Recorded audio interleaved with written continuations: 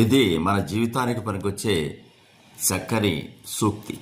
నీకు కోపం వచ్చే ఒక క్షణాన్ని అదుపులోకి తెచ్చుకోగలిగితే బాధపడే 1000 క్షణాలను తప్పించుకోవచ్చు. ఇది 100% నిజం. మనం ఏ జైల్లోకి వెళ్ళి అక్కడ ఉన్నటువంటి ఖైదీలను అడిగినప్పటికీ ఏం జరిగింది అంటే, ఒక క్షణం ఆవేశంలో ఒక మనిషిని చంపానో, లేక ఈ తప్పు చేశారనో ఆ తప్పు చేశారనో తెలుపుతారు. దీనికి కారణం ఆవేశం, అదుపులో ఉంచుకోలేని కోపం ఇంత అనర్థాలకు జీవితాన్ని నాశనం చేస్తుంది.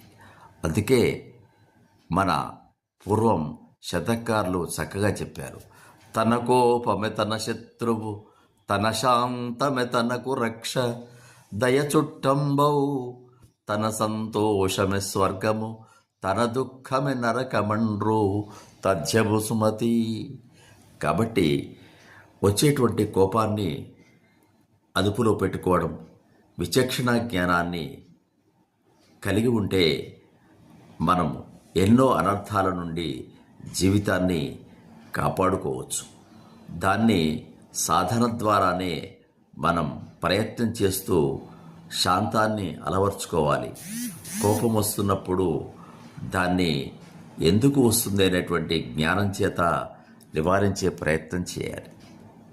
ఆ ప్రయత్నం చేయడం వల్ల మన జీవితాన్ని ఆనందమయం చేసుకోవచ్చు.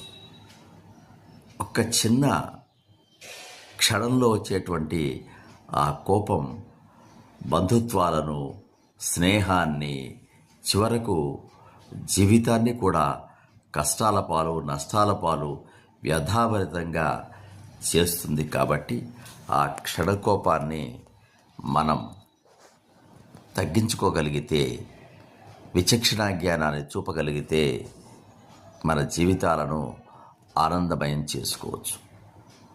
దీన్ని సాధన ద్వారా, మెలకువ ద్వారా, తెలుసుకోవడం ద్వారా సాధించాలి. ఉత్తములకు కోపం వస్తుంది, కాదు కోపాన్ని తెచ్చుకుంటారు.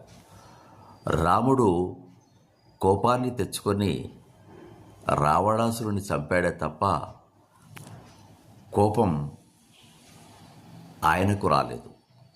కోపం తనంతా తాను బయటపడలేదు. శత్రువుల నాశనానికి కానీ, దుష్ట సంహారానికి కానీ కోపాన్ని తెచ్చుకోవడం, కోపాన్ని అభినయించడం